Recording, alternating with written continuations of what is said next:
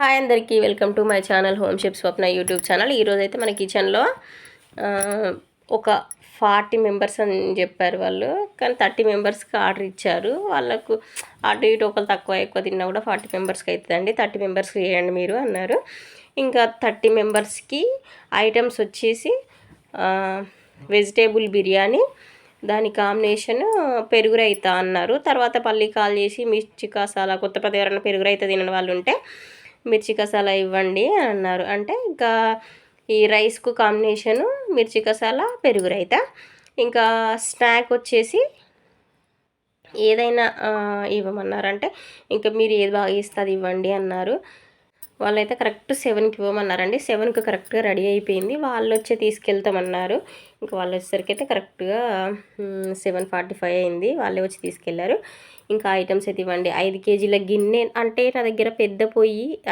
ఇవి చూడండి ఐటమ్స్ వచ్చేసి అది రైసు, అది డబుల్ కా మీఠా, ఇది పెరుగు రైతా, ఇది స్నాక్ అన్నమాట. మిల్ మేకర్ తోటి వేసాను. ఇది మిర్చి కసాలా. మొత్తానికి 4 ఐటమ్స్.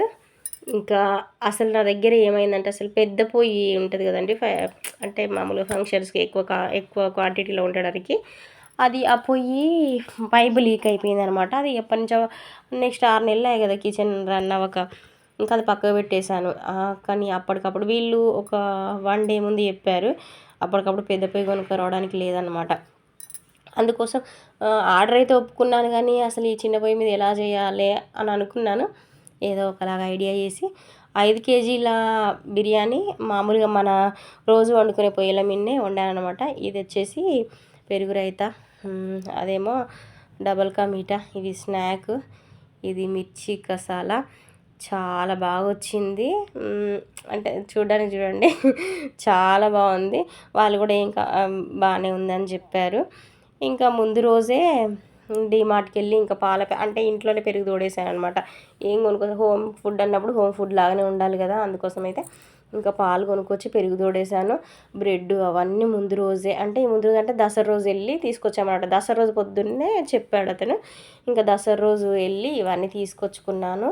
ఇంకా ఏమేమి పడతాయి సామాన్లు అనేసి అవన్నీ తీసుకొచ్చుకున్నాను. మార్కెట్ సామాన్ అవన్నీ తెచ్చుకొని పెట్టేసుకొని ఇంకా రెడీగా ఇక మొత్తానికైతే ఆర్డర్ చేద్దామని ఇక కిచెన్ ఆన్ చేసే ఉంచానన్నమాట. ఎందుకంటే ఇది ఒక 2-3 అవర్స్లో చేయొచ్చు. ఇక దీనికోసం అంటే ఒక రోజు కోసం మిసాలు కొరుక్కున్నట్టుగా చేయలేం కదా, కిచెన్ ఆపుకోలేం కదా. అందుకని ఇంకా కిచెన్ కూడా ఆన్ చేసే ఉంచానన్నమాట.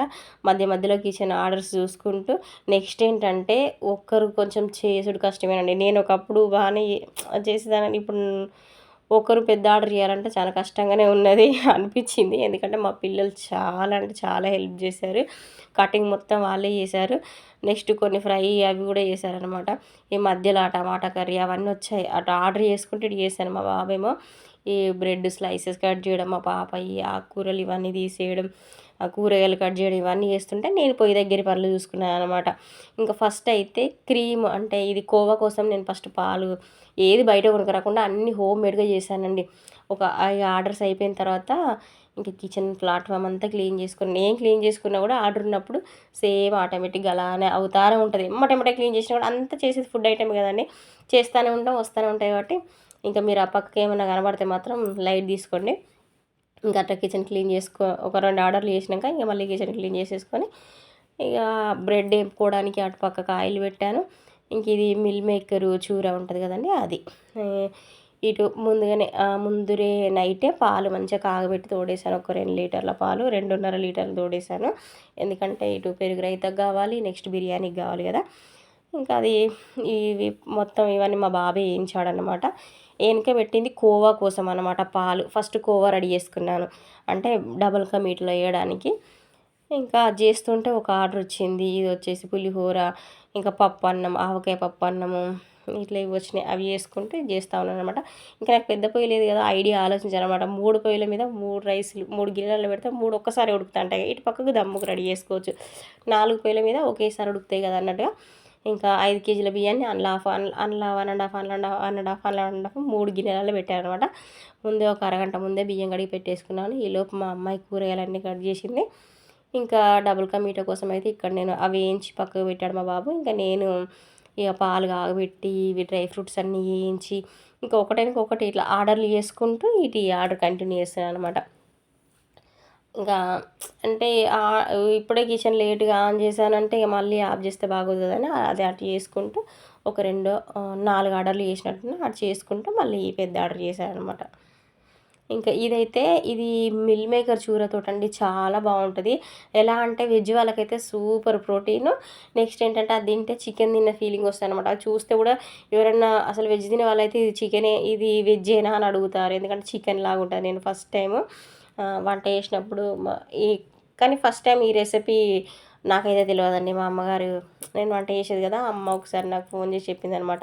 ఇట్లా ప్రాసెస్ ఉంటుంది చేసి పెట్టు అని చెప్పింది. అట్లా చేశాను, బాగానే వచ్చింది, బాగుందన్నారు. అక్కడ గెస్ట్ వచ్చినప్పుడు కూడా ఇది చికెన్ లాగా ఉంది ఏంటమ్మా వెజ్జేనా అని అడిగారు అనమాట. ఇదో బాగుంటట్టుందని ఈరోజు స్నాక్ ఇదే చేసి ఇస్తానని చెప్పాను అనమాట. ఇది ఏం లేదండి, మిల్ మేకర్ చూర తెచ్చి మంచిగా హాట్ వాటర్లో ఉడకబెట్టి ఇంకా పిండి పక్కకు పెట్టేసుకొని అందులో ఒక 4 ఆలుగడ్డలు, ఉప్పు, కారము, కొంచెం బియ్యపిండి, కొంచెం మైదాపిండి. నేను మైదాపిండి వేయలే, ఫస్ట్ ఇచ్చిపోయిరే అనమాట. తర్వాత మా చెల్లొచ్చి బియ్యపిండి వేస్తే ఎట్లుంటుంది, కొంచెం మైదాపిండి వేయాలంటే తర్వాత మైదాపిండి వేసిన తర్వాత సాఫ్ట్గా మంచిగా వచ్చినాయి అనమాట. ఇట్లా వాటిని ఏదో ఏ షేప్లో అయినా చేసుకోవచ్చు మన ఇష్టం.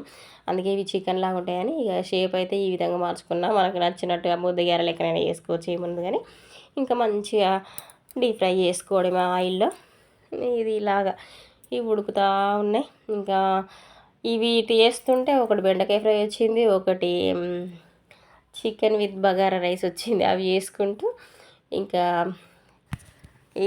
ఇప్పటివరకు 4:30 అయింది. అప్పటి వరకే ఆర్డర్స్ కొంచెంసేపు ఒక గంట 2 గంటలకి కిచెన్ ఆపేద్దామని ఆపాను అనమాట. ఆపేసి ఇంకా 2 ఆర్డర్లు ఇచ్చి ఆపి ఇక మొత్తం ఇది రెడీ చేశాను అనమాట. ఫస్ట్ స్వీట్ రెడీ చేశాను. స్వీట్ రెడీ చేసి పక్కకు పెట్టేసి, ఎందుకంటే పాలు మంచిగా అబ్జర్వ్ చేసుకోవాలి కదా, అది పక్కకు పెట్టేసి మిర్చి కసాలా లాస్ట్లో చేశాను. బిర్యానీ, మిర్చి కసాలా, పెరుగు రైతా కూడా కొంచెం మంచిగా తోడుకున్నట్టు కావాలంటే అది కూడా ఫస్ట్ చేసి పెట్టిన. ఇక ఈ చిన్న పొయ్యి మీద చేయడానికి నాకు కష్టాలు చూడండి. 3 ఇట్లా అంటే అన్నీ కరెక్ట్గా సమానంగా రావాలి కదా, అందుకని ఇక 3 గిన్నెలలో పెట్టి కరెక్ట్గా సమానంగా అన్నీ వేస్తున్నాను అనమాట. హోల్ గరం మసాలాలు అన్నీ వేసుకోవాలి. అదే పెద్ద గిన్నె అయిందనుకోండి ఒకసారి అన్నీ వేస్తే సరిపోతుంది.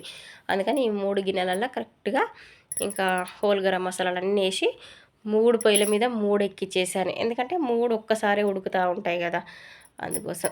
చూడండి ఇలా చేశాను అంతే. ఇంకా ఒప్పుకున్న పెళ్ళికి వాయించక తప్పదని ఎట్లయినా చేసి ఇవ్వాలి కదా, ఒప్పుకున్నాం కాబట్టి ఇంక ఇట్లా చేసి ఫస్ట్ 3 రైసులు ఉడికిన తర్వాత ఫస్ట్ దమ్ వేసి పక్కకు పెట్టిన. తర్వాత 3 గిన్నెలు 3 వీటి మీదకి ఎక్కించిన తర్వాత దమ్ అడిగేసేసి ఆ పైన రైస్ పోసాను అనమాట. అట్లా రైస్ వేసుకుంటూ దమ్ వేసుకుంటూ ఒక 4 లేయర్లు వేసాను. 4 లేయర్లు వేసి మంచిగా నెయ్యి వేసి జీడిపప్పు, కొత్తిమీర అట్లా మంచిగా లేయర్ వేసుకుంటూ మంచి హోటల్ రెస్టారెంట్ స్టైల్లో చేశాను. స్మెల్ అయితే అదిరిపోయింది. కాకపోతే దమ్ పెట్టాం కదా, మనం టేస్ట్ చేయడానికి అయితే అవ్వదు. ఇంకా వాళ్ళైతే సూపర్ ఎంజాయ్ చేశారనమాట.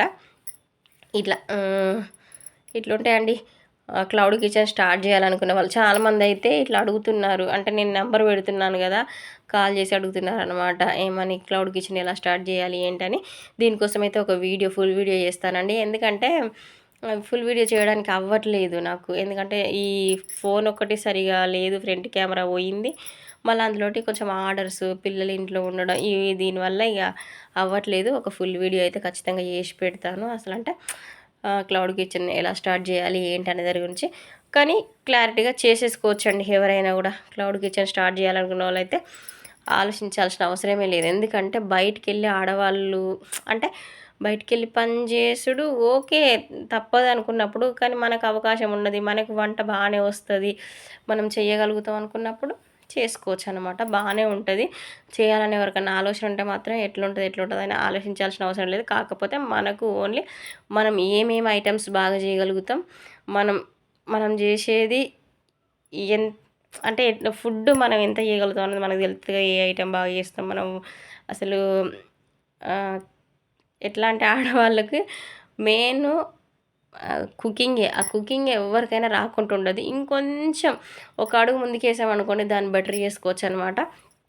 ఎవరైనా అడిగేసి చేసుకోవచ్చు. పెద్ద ఇదేం అంటే దీనికి ఏదో ఏమేం కావాలో ప్రాసెస్ ఏంటో అని భయపడుతూ ఉంటారు కానీ అలాంటి భయాలు ఏమొద్దు. నేను ఒక ఫుల్ వీడియో చేసి పెడతాను. హ్యాపీగా ఎవరు చేసుకోవాలనుకున్నా కూడా క్లౌడ్ కిచెన్ స్టార్ట్ చేసుకోవాలనుకున్నా కూడా చేసుకోవచ్చు. కాకపోతే కొంచెం టైం పడుతుంది. ఒక 2-3 డేస్లో ఫుల్ వీడియో అయితే పెడతాను. చాలామంది అడుగుతున్నారు పాపం. డిసప్పాయింట్ చేస్తున్నాను. పెడతాను. ఇంకా బిర్యానీకి వచ్చిన తిప్పలైతే ఇదండి. ఆ ఒక్క చిన్న పొయ్యి మీద చేయడానికి ఒక పెద్దది నా దగ్గర దోశబండి ఉన్నప్పుడు పెద్ద మందపాటి దోశ పెనం ఉండే. ఆ పెనం పొయ్యి మీద పెట్టేసి ఈవెన్గా రైస్ అంతా మంచిగా ఉడకాలి కదా. ఆ చిన్న పొయ్యి మీద ఎట్లా అంత వెడల్పు గిన్నెకి ఎట్లా అవుతుంది. అందుకని దోశ పెనం పెట్టేసి దాని మీద ఇది పెట్టి చేశాను అన్నమాట.